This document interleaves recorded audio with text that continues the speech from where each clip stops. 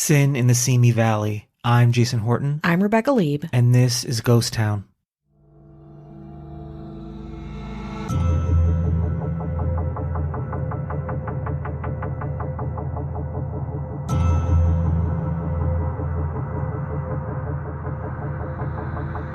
We've covered a lot of cults on this podcast, but there's one that's been a little under the radar, and that all changes today. The Divine Order of the Royal Arms of the Great 11, also known as the Great 11 Club, or later the Blackburn Cult, was again arguably one of the craziest cults that we will be discussing. And we've discussed a lot of cults specifically in Los Angeles, so that, again, says a lot. The Divine Order of the Royal Arms of the Great 11, or as I'll refer to it, the Great 11, was founded in the Bunker Hill neighborhood of downtown Los Angeles by 41-year-old Matilda May Otis Blackburn and her 24-year-old daughter, Ruth Wyland Rizzio. The two were failed actors. Their most notable credit, which is actually kind of impressive, was starring in and producing a film called A Nugget in the Rough in 1917, Portland, Oregon's first feature film. They'd moved to Los Angeles a year later, but by 1922, Ruth was supporting them by working downtown as a taxi driver, the early 20th century's version of an erotic dancer, like a host who worked in cars. That same year, May and Ruth had a revelation. The two publicly proclaimed that the angels Gabriel and Michael appeared to them and declared them to be the two witnesses described in the book of Revelation 11:3. I had to look up that verse, and it goes like this. And I will give power unto my two witnesses, and they shall prophesy 1,260 days, clothed in a sackcloth. Not sure about the sackcloth, but May and Ruth were definitely vying for that power. The two women swore that the angels visited them, directing them to write a book of divine knowledge and revelation that, upon publication, would foretell apocalyptic events. This book was supposed to be titled The Seventh Trumpet of Gabriel, but was later changed to The Great Sixth Seal. Along with sharing future prophecies, this game-changing book would also reveal, quote, lost measurements that pinpointed hidden riches and oil deposits around the globe. May later described being willingly chained to her bed for several months in conceiving of the book. So what does the Great 11 even mean? I thought it was from the passage from the book of Revelation, but according to an LA Times article from 1925 called Angel Gabriel's Girls Quizzed, that's how popular they were, it's more complicated than what you might expect. They had been taken to a spot outside of Bakersfield, where just below the surface of the earth they were shown huge stores of golden nuggets and precious stones, which was to be theirs upon the presentation to the world of the sixth seal. The royal family of the chosen 11 was to consist of 9 queens, and Ruth and May. For each queen, a marble palace was to be erected on the Mount of Olives, which is the present-day Barnsdall Park, that's in the east side of Los Angeles, and was to be supplied with 11 kings chosen by the angel Gabriel. The queens and their respective entourages were to rule the world with the advent of eternal life. Sounds pretty good to me. May and Ruth called themselves queens and high priestesses, and people believed them. Los Angeles locals paid to hear their answers with small membership fee. They would help to produce the book and have privileged information to success and future events, and of course, an affiliation with the divine Great 11. May and Ruth could do this because, really, the women were really attractive and very charming. As mentioned, they worked in entertainment and got things done. They were especially good at getting money from potential suitors and having men do whatever they wanted. A man named Sam Rizzio was one of those men, until he wasn't. Sam had only known Ruth and her work a short time when he married her in May of 1924. He moved into the organization's headquarters with his wife, where Koreatown's Ma Dang Mall is. But after realizing how intense the cult of the Great 11 really was, he begged Ruth to leave with him. In a heated fight, he supposedly hit her so hard that he drew blood, causing her followers to form a wall around their queen. After the fight, Sam abruptly disappeared. He was never seen again, and a note to Sam's mother ominously said that he, quote, is now a high priest, invisible to less spiritual eyes. Sam's younger brother, Frank Rizzio, was suspicious of the whole damn thing. He decided to do his own snooping, infiltrating the Great 11 by getting May to hire him as her personal chauffeur. After only a few days, Frank discovered his brother's clothes and suitcase and confronted May. She tersely responded that maybe it meant Sam would be coming back soon. The Rizzios threatened to go to the police but never did, probably because they were trying to escape their own criminal past. Sam Rizzio had already served 9 months in juvenile hall for altering checks, and his father before him had been wanting for a triple homicide in Chicago. So the Rizzio family backed off and things quieted down.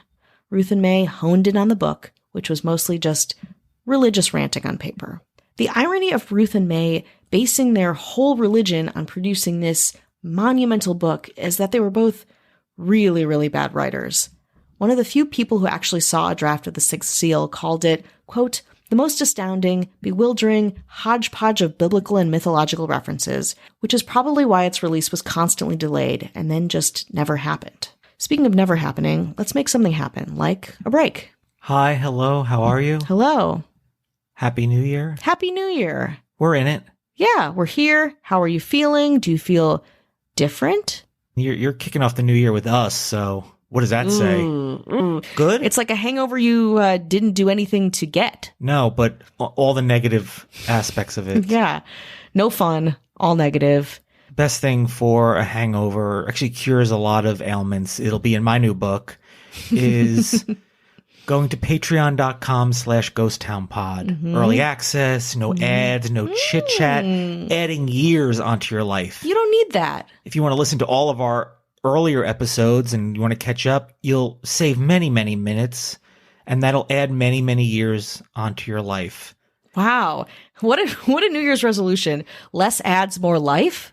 I'm essentially a doctor at this point. Yeah, pretty much. Pretty much. We want to thank you for listening, for your support, to all of our patrons. Thank you very much. Absolutely. And to our ever powerful but ever fair and just government, the mayors. The mayors.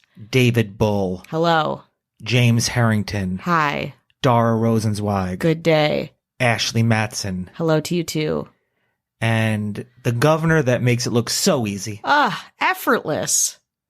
Avian Noble. Noble.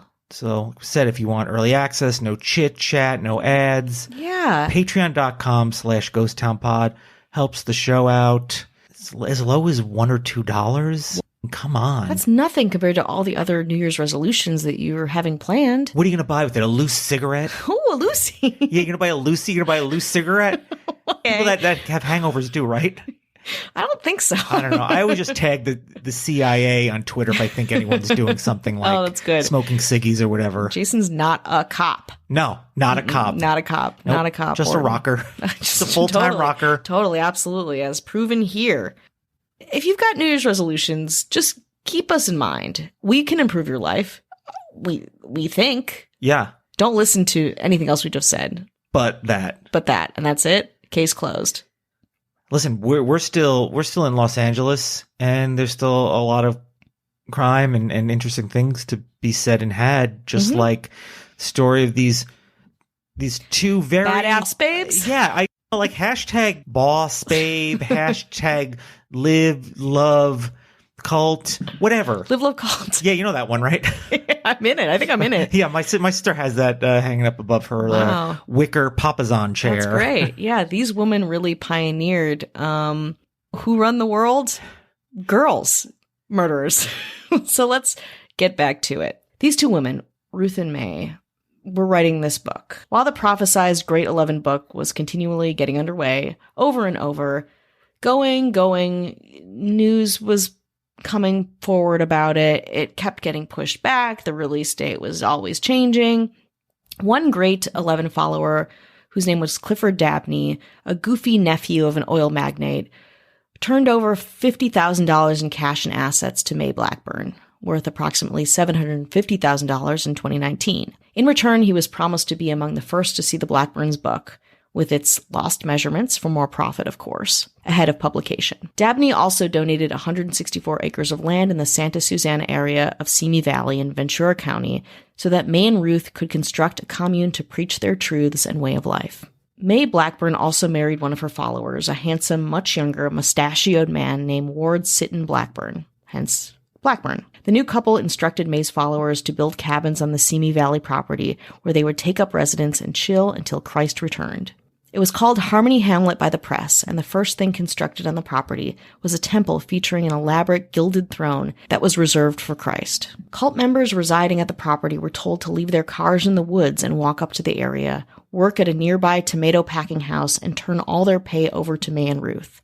This is how much it had escalated from this kind of modest Koreatown headquarters where a man went missing to this elaborate Simi Valley construction where all of the things that May and Ruth wanted would hopefully take place. In the evenings, robed members gathered for rituals in a natural amphitheater on the property and sacrificed mules and, according to some witnesses, danced naked.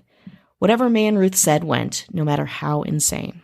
During this time, it was alleged that one sick member of the Great 11 was placed in a hot brick oven in order to get over that common sickness, and she died as a result. 4 other cult members were also reported to have mysteriously disappeared, likely poisoned, including Sam Rizzio. You notice I went from followers to cults. We're ramping this up. It's becoming cult-like, and the public is also noticing this. On New Year's Day of 1925, 16-year-old cult member Willa Rhodes died from a severe infection as a result of a toothache.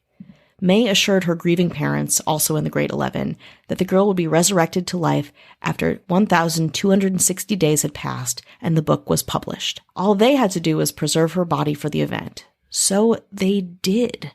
Willa's body was immediately placed in a bathtub filled with ice, spices, and salt. 14 months later, when the girl's parents moved back to Los Angeles and into a home in Venice, they brought Willa's preserved body with them and placed it in a metal coffin beneath the floor of their house. Next to her coffin was another coffin containing the sacrificed bodies of 7 puppies, said to represent the 7 tones of the angel Gabriel's trumpet.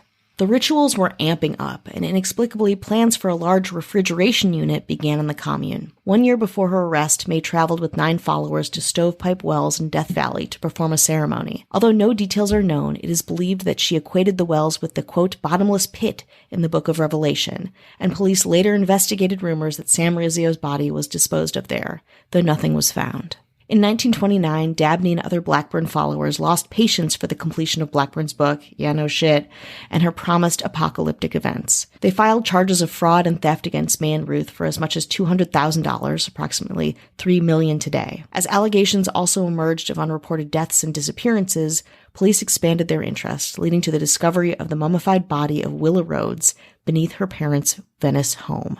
It couldn't be determined that Willa had died from anything other than natural causes, but at the same time, Sam Rizzio's disappearance, and others, could not be ignored. Unfortunately, police were unable to uncover any viable evidence regarding the disappearances of the 4 missing cult members, including Rizzio.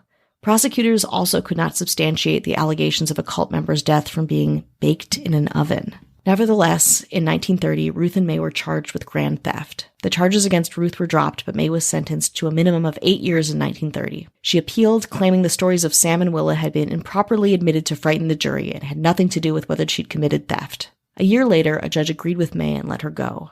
Remarkably, Ruth and May were never charged with any deaths or disappearances, and the Great 11 continued to exist for a bit, though the publicity and scandal eroded membership and credibility, as you might imagine. In 1936, May Blackburn actually did publish a book called The Origin of God, which was confusing and bad, riddled with weird religious imagery. It didn't change the world or get anyone rich. May Blackburn died in Los Angeles in 1951. I'm not sure about Ruth. To this day, you can check out the commune in Simi Valley, though I don't think you'll find any jewels or gold. This is one of those cases where they seem to cover a lot of Los Angeles and the greater Los Angeles area. Mm-hmm. I mean, they've hit so many points relatively far from each other. Yeah. And I guess in the 1920s, Los Angeles wasn't as developed as it was, so things can happen in different places, and you traverse different parts, but there's not a lot of hoops to jump through as far as people, hey, why did you leave here and come here? Now, why are you there? People just, I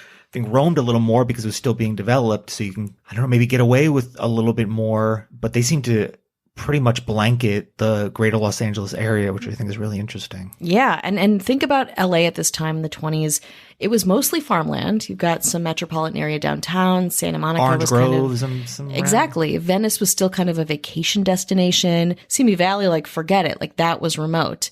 And you think about, we've talked a little bit about Amy Semple McPherson. We've talked about these religious figureheads that kind of come to power during this time. People are coming out to LA. The entertainment industry is getting settled here.